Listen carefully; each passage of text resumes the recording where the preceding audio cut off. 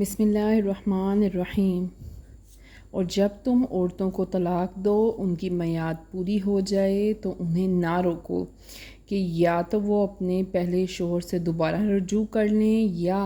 نئے مرد سے نکاح کا ارادہ کرتی ہوں، جبکہ آپس میں موافق شرع رضامند ہو جائیں۔ یہ نصیحت انہیں دی جاتی ہے جو تم میں سے اللہ اور قیامت کے دن پر ایمان رکھتا ہے، یعنی ان کی مدت عدت گزر جائے تو جن کو انہوں نے اپنے نکاح کا ارادہ رکھتی ہوں جن کے بارے میں وہ اپنا خود فیصلہ کریں، انہیں یہ حق دیا جائے یا تو وہ پہلے شوہر سے رجوع کرنا چاہیں، انہیں رجوع کرنے دیا جائے، یا وہ اپنے دل میں نئے مرد سے نکاح کا ارادہ رکھتی ہوں، انہیں اجازت دی جائے۔ یہ طریقہ اللہ تعالیٰ نے اس آیت میں بیان دیا ہے، یہ طریقہ تمہارے لیے زیادہ پاک صاف ستھرا ہے، اللہ جانتا ہے تم نہیں جانتے۔ اگلی آیت میں ماؤں کو دودھ پلانے کا بیان ہے کہ مائیں اپنے بچوں کو پورے 2 سال دودھ پلائیں، اور جو اپنی دودھ پلانے کی مدت پوری کرنا چاہے وہ پورے 2 برس دودھ پلائے۔ اگر کسی بیماری کی وجہ سے، کمزوری کی وجہ سے یا دوبارہ حمل ٹھہرنے کی وجہ سے دودھ نہ پلا سکے مائیں تو کوئی زور زبردستی نہیں، کوئی واجب نہیں۔ اور جس مرد کا بچہ ہو، یعنی اس کا باپ، بچے کا باپ، اس پہ لازم ہے اس عورت کا کھانا پینا، اس کا زندگی کی ضروریات کا سامان، کپڑا پہننا وغیرہ وغیرہ سب اس باپ پر فرض ہے۔ بچے کی ماں کو اس کی خلاف مرضی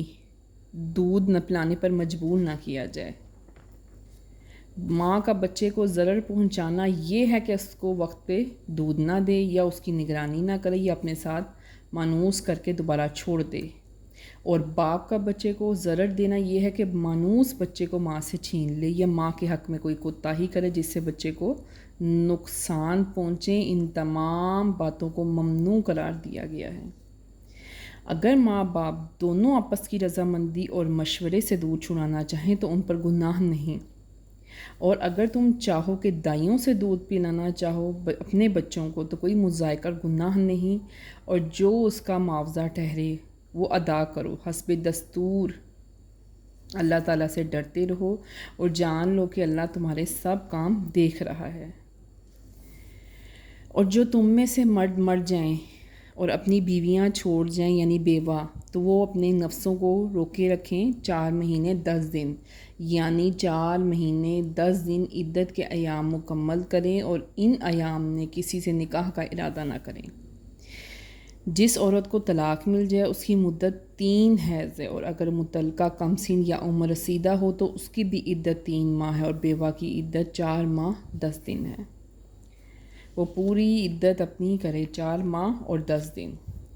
اور نہیں گناہ تم پر اس بات میں کہ جو پردہ رکھ کر تم عورتوں کو نکاح کا پیغام دو،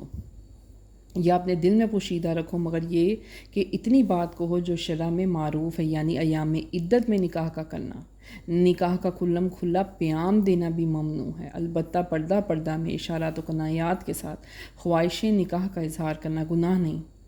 مثلاً یہ کہنا کہ تم بہت نیک ہو، خوش سلیقہ ہو، اپنا ارادہ دل میں پوشیدہ رکھیں اور زبان سے کچھ نہ کہیں، اور نکاح کی گیرہ بھی پکی نہ کرو جب تک عدت کے ایام ختم نہ ہو جائیں، اور جان لو کہ اللہ تمہارے دلوں کی باتیں جانتا ہے، اس سے ڈرتے رہو، جان لو کہ اللہ تعالیٰ بخشنے والا اور حلم والا بھی ہے۔ اگر بیوہ عورت کسی کو پسند آ جائے تو وہ ضرور اس کا ذکر زبان پر لاتا ہے، چونکہ غم کا زمانہ ہے، اس لیے اس کو تنبیہ کر دی گئی ہے کہ اس زمانے میں عورت سے نکاح کا اظہار ظاہری یا باطنی طور پر جائز نہیں۔ عدت ختم ہونے کے بعد نکاح کا پیغام دیا جا سکتا ہے۔ صدق